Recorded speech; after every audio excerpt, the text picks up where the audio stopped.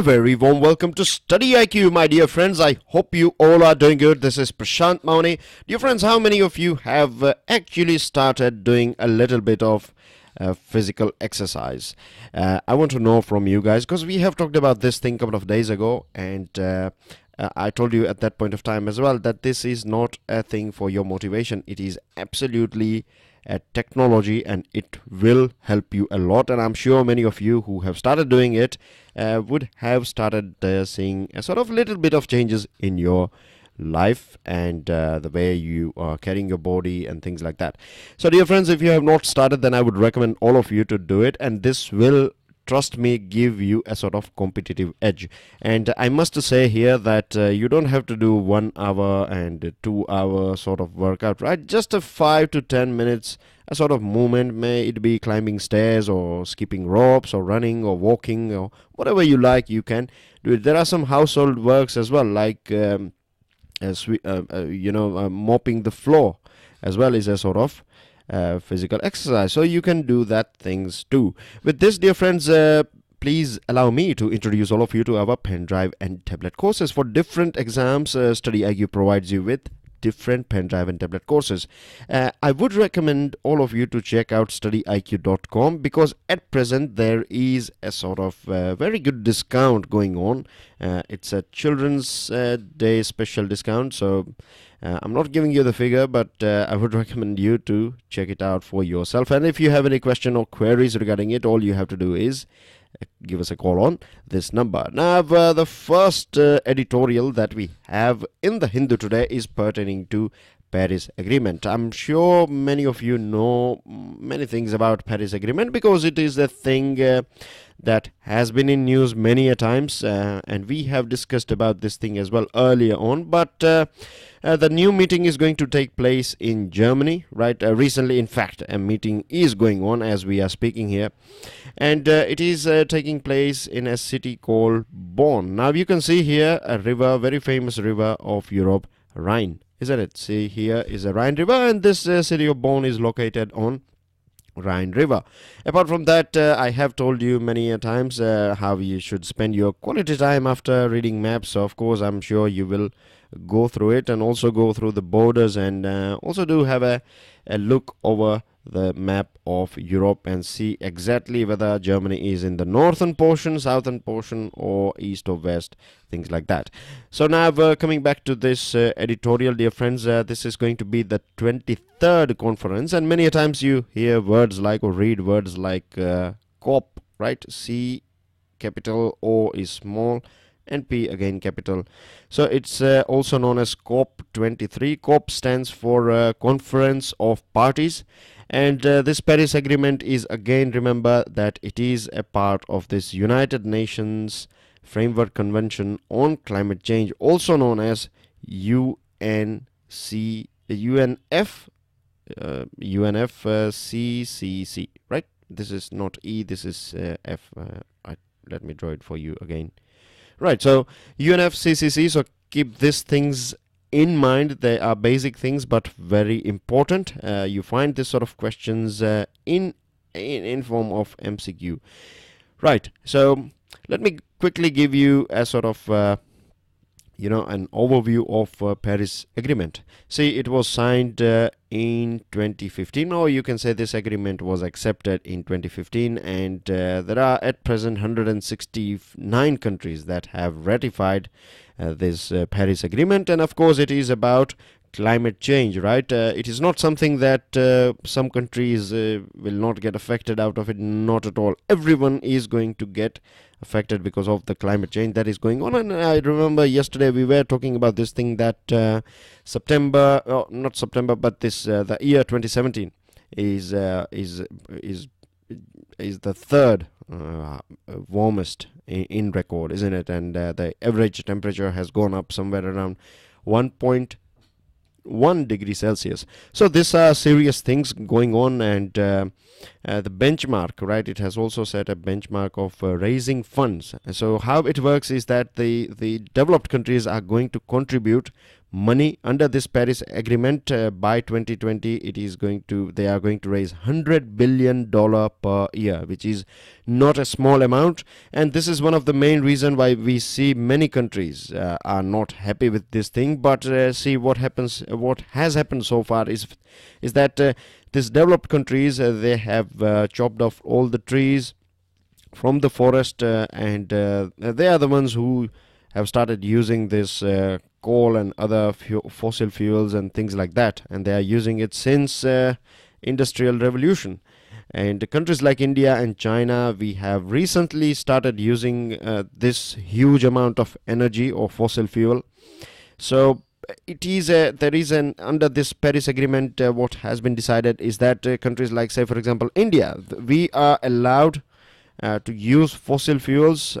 We are been given some sort of leeway, right? We have been provided with an opportunity to get to develop our country, because without development, again, this vicious cycle is not going to end. So this is an important thing as well. But countries like USA, other countries, European countries, they have to strictly follow, or they have to strictly cut down their emission, and they have to contribute money and transfer technology.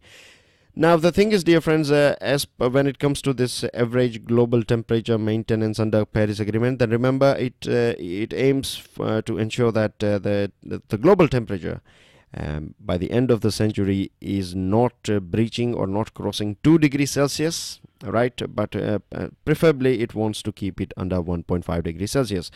And India has these are the goals, or this is a goal in fact set by India, right? India has said that it will cut down 33 to 35% of its emission by 2030, and the base year compared to say for example, if we used to emit 100 kg of gas, so there will be in 2005, so based on this thing we are going to reduce 33 kg, so it would be somewhere around 70, right? That's was 65, 70. That's what our goal is.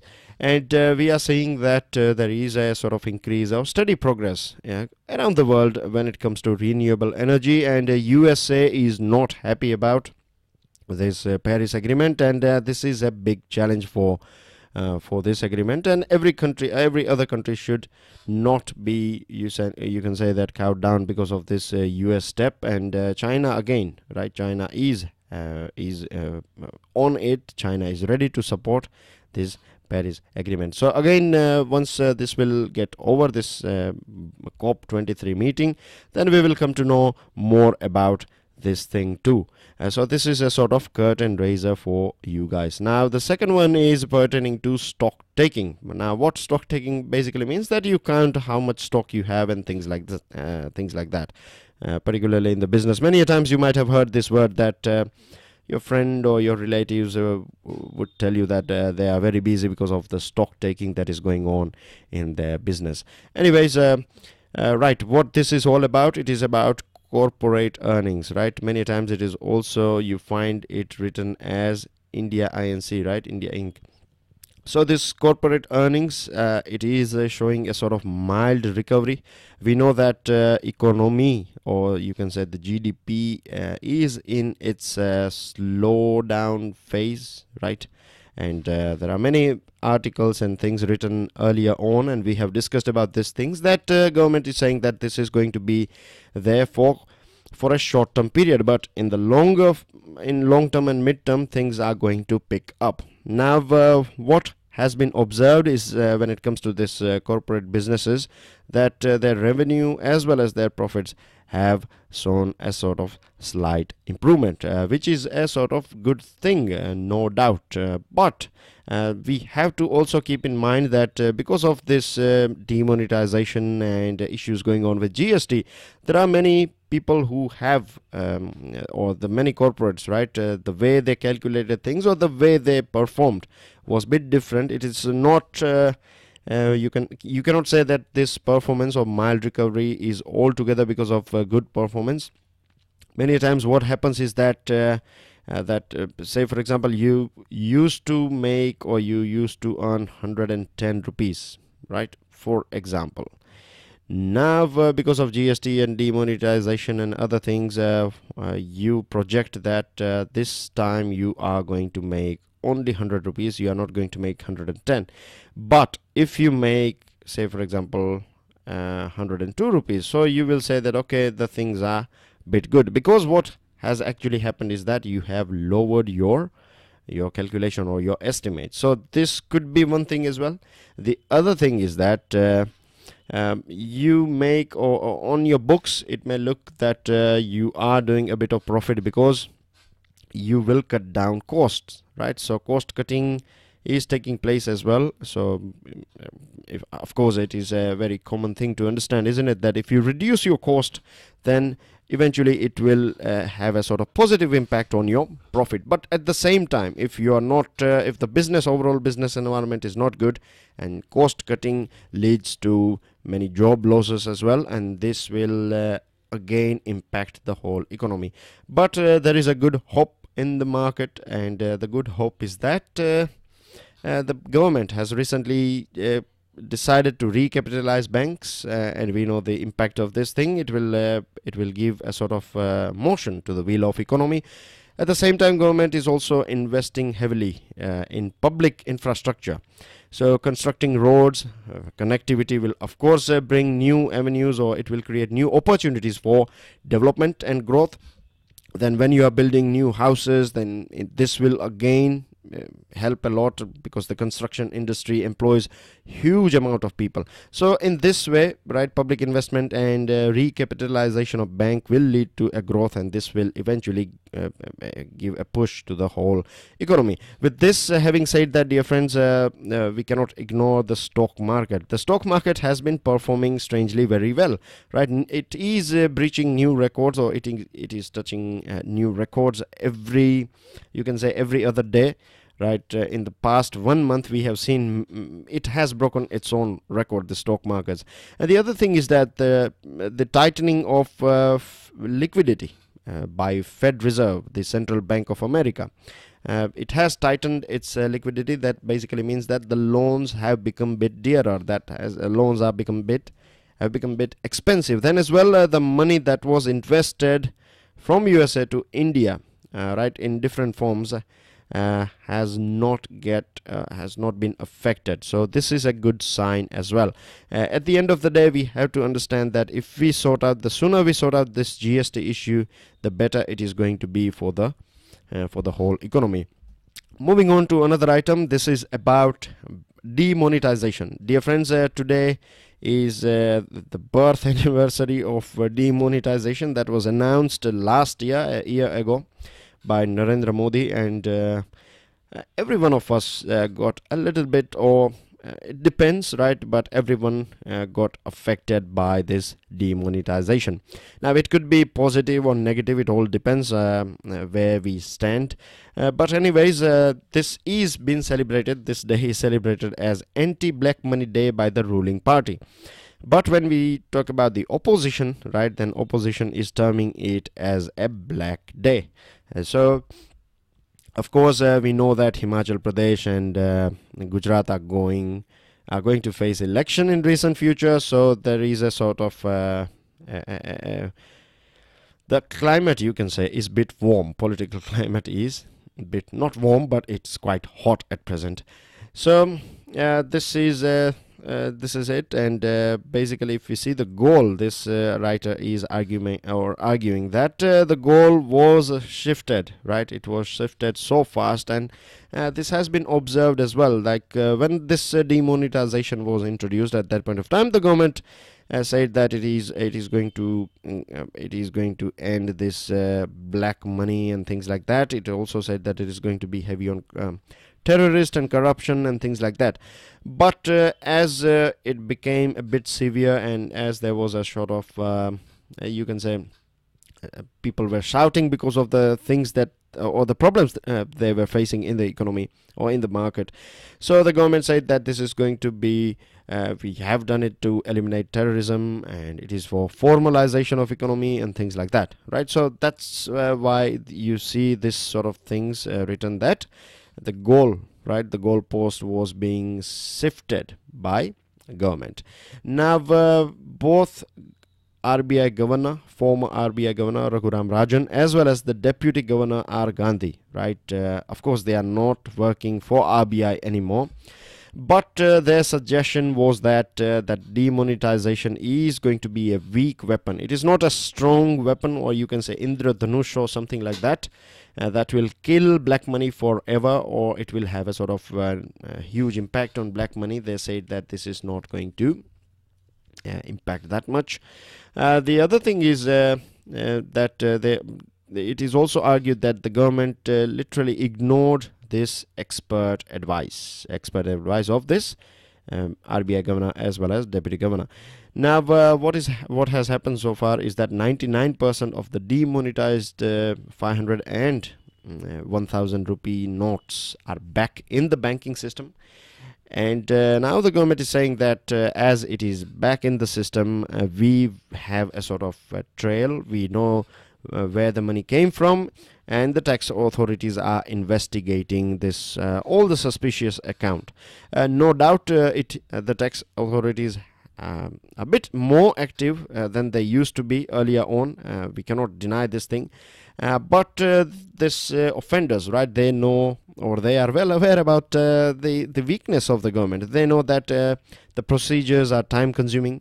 They know that government is having a very limitations, right? It is limited when it comes to administration. It does not have that much manpower, technology and things like that, and the judicial capacity as well. We know that it takes ages in our country to come to a conclusion of any sort of this sort of criminal case.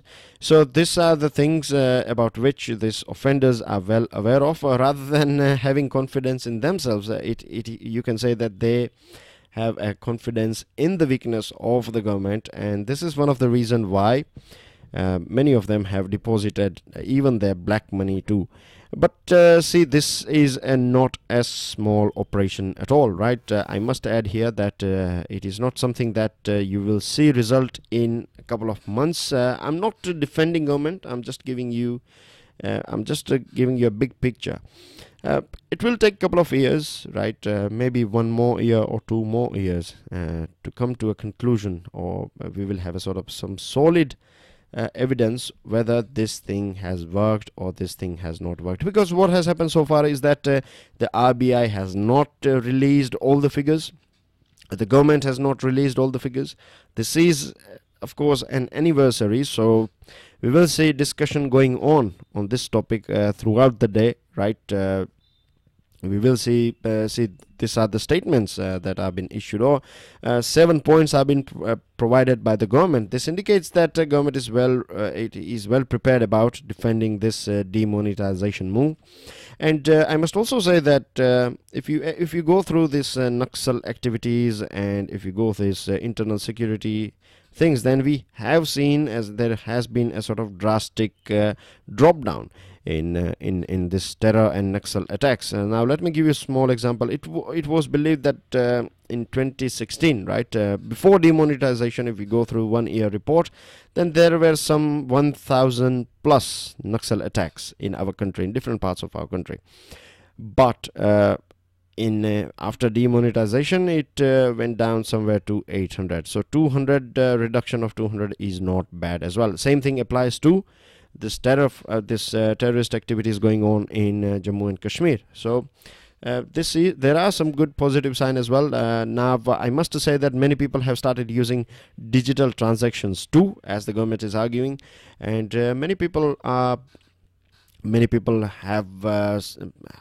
aware about the things going on. They know about what is the impact of cash and things like that, and many businessmen have stopped keeping cash with them. They are rather, I have seen many of them, and I have discussed with many business you can say the managers and people like them.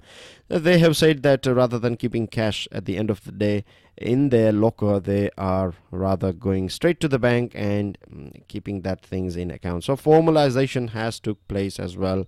So these are both positive and negative in front of us, and of course government will come out with more statements. We will see some more things on this thing, and of course it will be followed by some editorials and articles in near future. So I think that would be all for now, and we should move ahead to next topic. Now, dear friends, this one is a visit of Tunisian foreign minister in our country.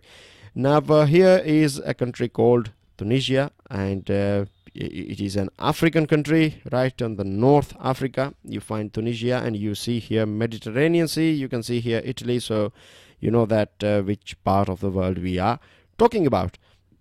Now you can see Tunisia is having a sort of Gulf of Hammamet, and the Gulf of Gabes is here in Tunisia. And dear friends, it has been in news since means it was a lot of time. It was in news since 2011 and a little bit before that as well, and it has been in news for a long time till somewhere around 2014-15, right? And many questions have been asked on this country too.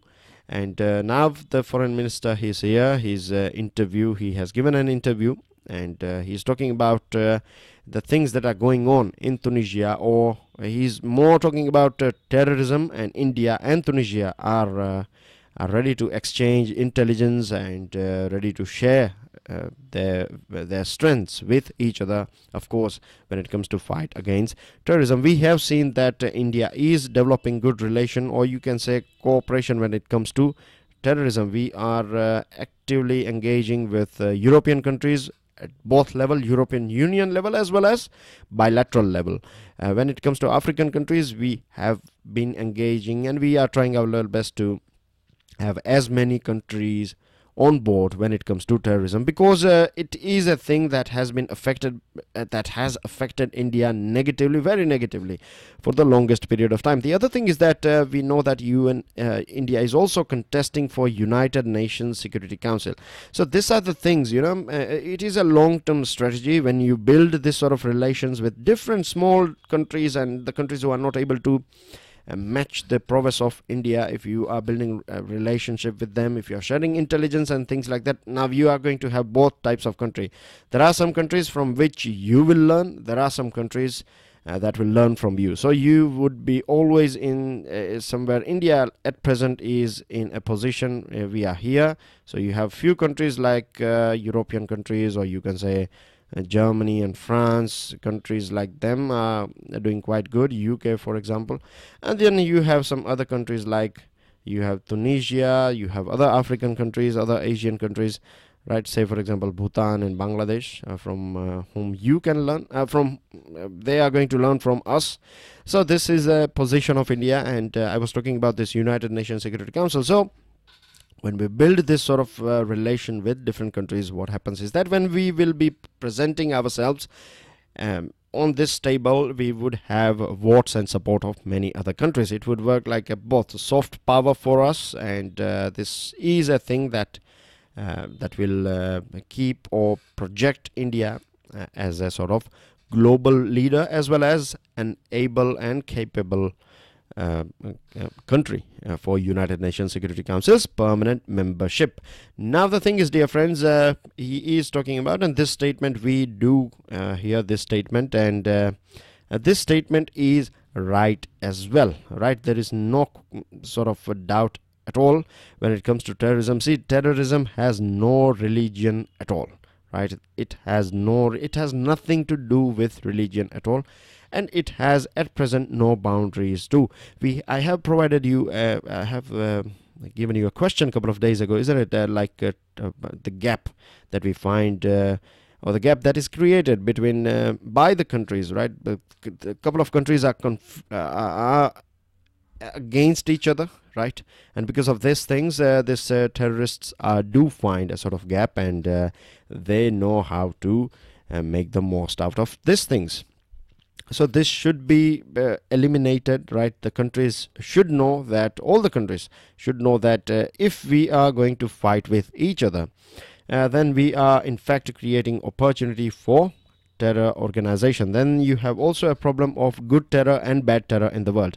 Recently, a couple of days ago, it was in news, you know it very well, that China used its veto power of United Nations Security Council, and it again protected this person, a terrorist, and his organization that is actively working in Pakistan.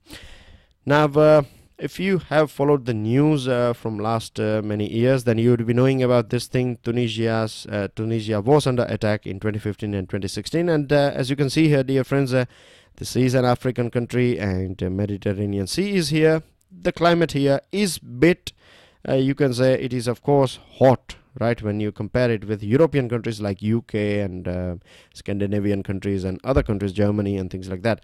So you find lots of tourists visiting this place here in this part of Mediterranean, and they were hanging out here.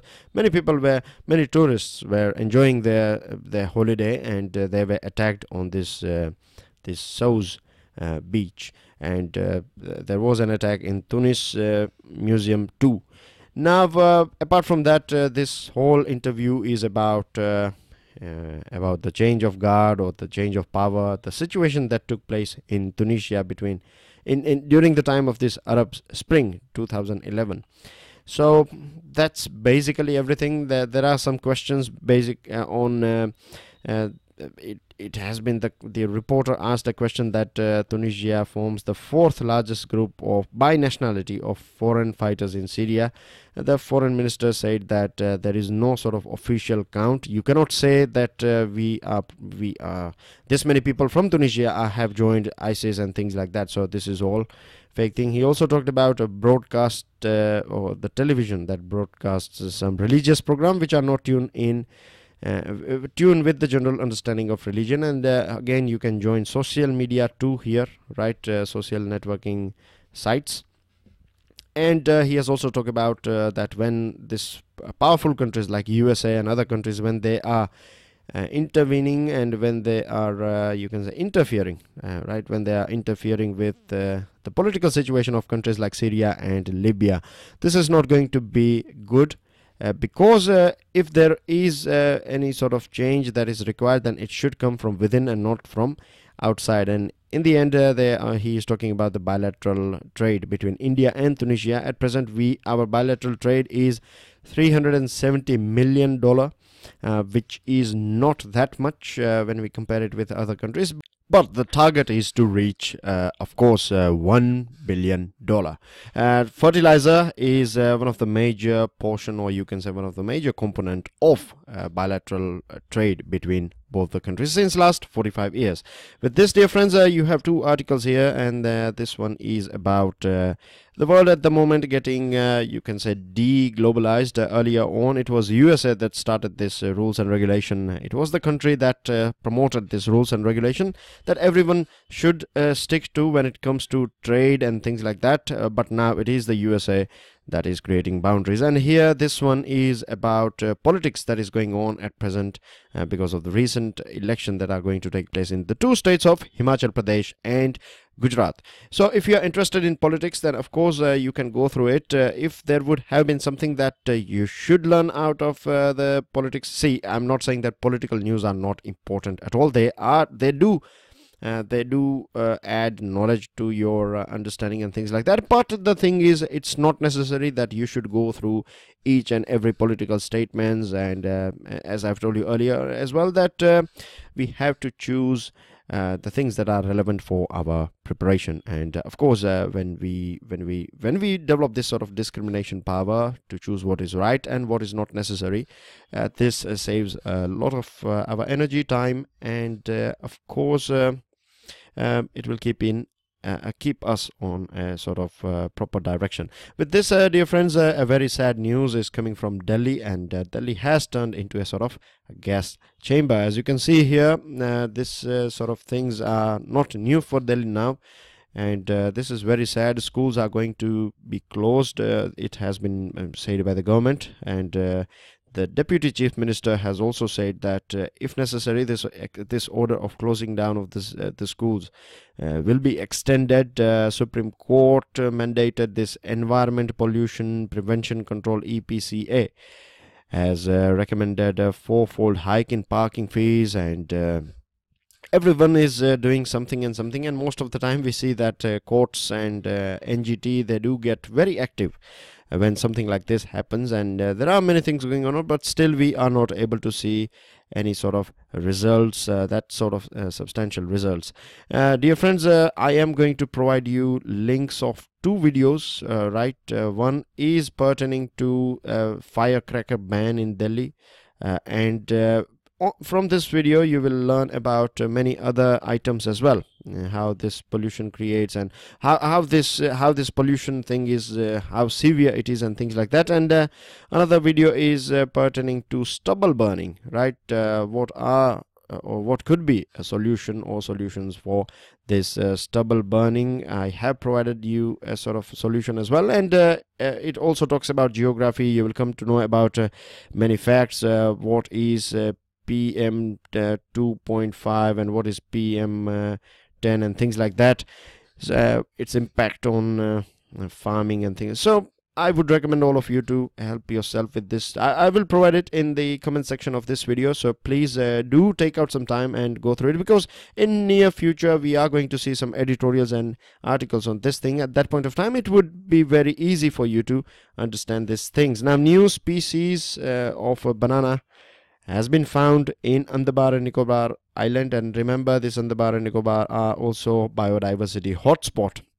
The name of this species is Musa Paramjitiana, right? It is a sort of honor for Paramjit Singh, who happens to be the director of Botanical Survey of India, and the category as per IUCN of this banana species is critically endangered, and earlier on in 2014 we found another species as well. Many times you find this sort of questions pertaining to IUCN, so keep this in mind. This is a very important item. 6 Maoists have been gunned down in the Bastar region. This is one of the most hot region, you can say, right, or the red region when it comes to Naxal and internal security. Here you can see the in red, you have some in dark red and some of them in light red, and this indicates a sort of red corridor. A red corridor means the area or areas that are affected by Maoist or left-wing extremism. With this, Dinesh Sharma, who is a special representative of Government of India, is in Jammu and Kashmir. He is there for 5 days, and on his second day he had a word with political parties, various political parties. GST Council is going to meet. GST Council will meet tomorrow in Guwahati, and it is expected that there will be some sort of rate cuts, and there will be some more sort of, you can say, changes, right? Changes that are in favor of businessmen and small business people, community, and government is there are also reports that rather than filing this returns on monthly basis, it is going to be changed to quarterly basis. We have to wait and watch for this thing. Finance Minister has said that direct tax collection has gone up, which is not bad, which is very good. The government will have more revenue in its pocket, and direct tax includes this personal income tax as well as corporate tax, whereas your GST is an indirect tax. So keep this thing in mind. And with this, I have 3 questions for you, dear friends, and one is of course a sort of descriptive one. With this, I end this discussion. Don't forget to check out StudyIQ.com. As I told you, there is a discount going on at present, so must check this thing out, and request all of you to please subscribe, and I would request again that please do share this lecture, right? I'm not sure how many of you are sharing the lecture and the lecture slide and this thing with others. It will help others, I believe, and it is a good course, right? And everyone should play a sort of whatever role we can play in nation building. With this, if you have learned something, then please give us your like too. Pass your valuable comments. I would be waiting for your answers. I go through all of them. I end